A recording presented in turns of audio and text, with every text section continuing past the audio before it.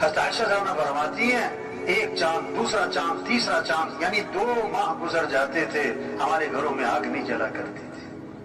ہائے ہائے، گزارا کیسے ہوتا تھا کہ کھجور کھا لیتے تھے، پانی پی لیتے تھے۔ کہنا بڑا آسان ہے سننا اس کو، اور سوچے تو اسے 2 مہینے آگ نہیں جلی، زور نہیں لگایا کھانوں پر، زور لگایا کھانوں پر۔ حضور صلی اللہ علیہ وسلم نے فرمایا بدترین برتن جس کو بھرا جائے وہ کیا ہے؟ پیٹ، پیٹ۔ دوسرا زور لگ گیا کس پر؟ کپڑوں پر، دے سوٹ پہ سوٹ، دے جوڑے پہ جوڑے۔ یہ مستورات کو ایک پریشانی پتہ کیا ہوتی ہے؟ کہ الماری میں جگہ نہیں ہے، اور اگلی پریشانی ہوتی ہے کہ سوٹ لینے جانا ہے، جگہ پہلے ہی نہیں ہے، اور تیسری پریشانی یہ ہوتی ہے کہ اتنے سارے سوٹ ہیں، پہننا کون سا ہے؟ اور جب کہیں سے واپس آتی ہے تو زیادہ پریشانی ہوتی ہے، کیوں کہ ایسا تو فلانی نے بھی پہنا ہوا تھا۔ کہاں زور لگ گیا، کہاں زور لگ گیا۔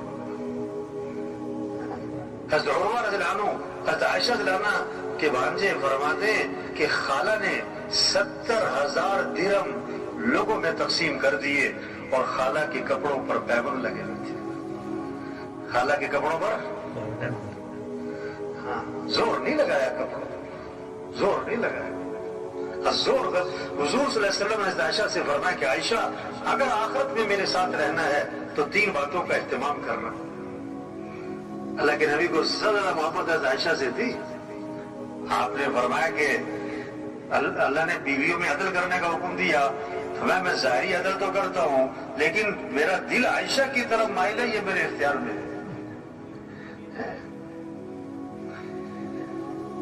تو آپ نے کیا فرمایا کہ اگر آخرت میں میرے ساتھ رہنا ہے تو 3 باتوں کا اہتمام کرنا۔ پہلی بات فرمائی کہ عائشہ اس وقت تک کپڑوں کو پرانا سمجھ کے نہ چھوڑ دینا جب تک کہ ان پر پیوند نہ لگ جائے، جب تک کہ ان پر۔ دوسری بات فرمائی کہ عائشہ مالداروں کے پاس بیٹھنے سے اپنے آپ کو بچانا، کیونکہ آدمی کے اندر مال کی بھی طمع اور ہرس اور لالچ اور دوڑ میں لگ جاتا ہے۔ اور تیسری بات فرمائی کہ عائشہ دنیا سے اتنا توشہ لینا جو ایک مسافر کے لیے کافی ہوتا ہے، اگر لمبے چوڑے چکر میں نہ پڑ جائے۔ تو زور غلط جگہ لگ رہا ہے، کیا؟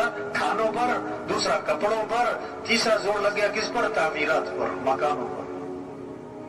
آپ صلی اللہ علیہ وسلم نے فرمایا کہ جب آدمی کے مال میں برکت نہیں رہا کرتی تو تعمیرات پر لگا کرتا ہے۔ اذا لم یبارک فی مال العبد یجعلہ فی الماء والطین، جب برکت نہیں تو تعمیرات پہ مال لگتا ہے۔ قیامت کی نشانی بتائی، یتطاولون فی البنیان، اونچی اونچی عمارتیں، بڑے بڑے پلازے، یہ قیامت کی نشانی۔ ایک صحابی نے ذرا اونچا مکان بنا لیا، حضور صلی اللہ علیہ وسلم نے ان کے سلام کا جواب نہیں دیا۔ فرمایا یہ کس کا ہے، یہ مکان کس کا ہے؟ کہ جی فلاں کا ہے۔ آپ خاموش ہو گئے، اور حدیث کے الفاظ ہیں فحملها فی نفسہ، لیکن آپ نے اس بات کو اپنے دل میں رکھا کہ اچھا ایسے مکان بنانے شروع کیے۔ کچھ دنوں بعد وہ صاحب خانہ حاضر خدمت ہوئے، آپ کو سلام کیا، فاعرض عنہ، آپ نے اعراض فرمایا، پھر سلام کیا، پھر اعراض فرمایا۔ صحابہ سے پوچھا حضور میرے سلام کا جواب نہیں دے رہے، بتایا کہ تمہارے گھر کے پاس سے گزرے تھے، پوچھ رہے تھے کس کا ہے۔ سمجھ گئے کہ اللہ کے نبی کو میرا گھر پسند نہیں آیا، فہدمها حتی سواها بالارض، گرا دیا حتیٰ کہ زمین کے برابر کر دیا۔ دوبارہ آپ کا گزر ہوا، فرمایا ما فعلت القبہ، وہ قبہ نما مکان تھا، کیا بنا؟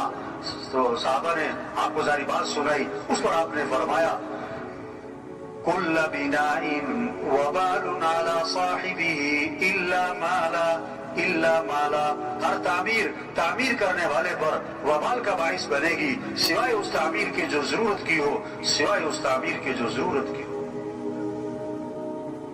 تو زور غلط جگہ لگ گیا نا، کھانوں پر، کپڑوں پر، مکان پر، اور چوتھا زور لگ گیا شادیوں پر۔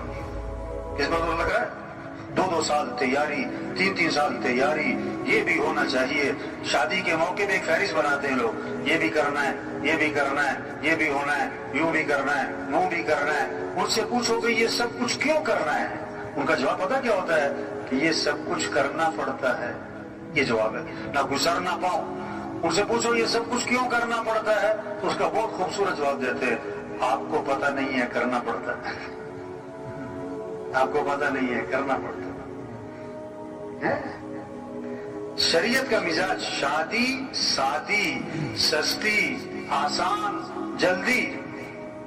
اللہ کے نبی نے فرمایا برکت والا نکاح وہ ہے جس میں کم سے کم مشقت ہو، کم سے کم خرچ ہو۔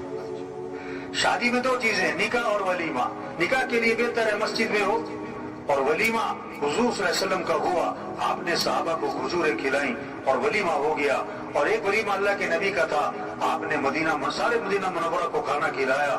اگر کسی نے زور دکھانا ہے تو ولیمے میں بلاؤ سب کو، سارے خاندان کو، سارے علاقے والوں کو کھانا کھلاؤ، لیکن ایک بات آپ نے فرمائی، بدترین ولیمہ ہے جس میں مالداروں کو بلایا جائے اور غریبوں کو نہ بلایا جائے۔ زور غلط جگہ لگ گیا شادیوں سے۔ پانچواں زور لگ گیا کس پر؟ سواریوں پر۔ پانچواں زور سواری پر لگ گیا۔ صحابہ کا ایک سفر ایسا تھا پاؤں میں جوتا بھی نہ تھا، ننگے پاؤں، یعنی پورا لشکر کے اکثر لوگ پاؤں ننگے پاؤں، اور وہاں کو سب کی سڑکیں بنی ہوئی تھی، ایسا پتھریلی زمین، پاؤں زخمی ہو رہے تھے تو کپڑے پھاڑ پھاڑ پاؤں پہ لپیٹے۔ اس کا نام بنا غزوہ ذات الرقاع۔ تبلیغ کیا ہے؟ اجتماع کس لیے بھائی؟ ہم اپنی حیثیت کو پہچانیں، اپنے کام کو، ذمہ داری کو، زندگی کے مقصد کو، صلاحیت کہاں لگانی ہے۔ یہ 5 ضرورتیں ہیں، اس کو سادگی پر لائیں۔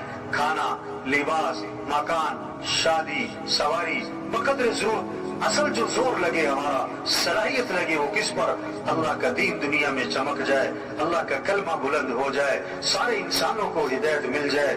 ہم مسلمان ہیں، مسلمان، اور اسلام چمکے گا تو مسلمان چمکے گا۔ اسلام کو عزت ملے گی تو مسلمان کو عزت ملے گی۔ ہم دکاندار بعد میں، زمیندار بعد میں، افسر بعد میں، وکیل جج بعد میں، ایس پی صاحب ایم پی اے صاحب بعد میں، پہلے ہم مسلمان ہیں۔ اور وزیر اعظم ہونا بڑی بات نہیں ہے، مسلمان ہونا یہ بڑی بات ہے۔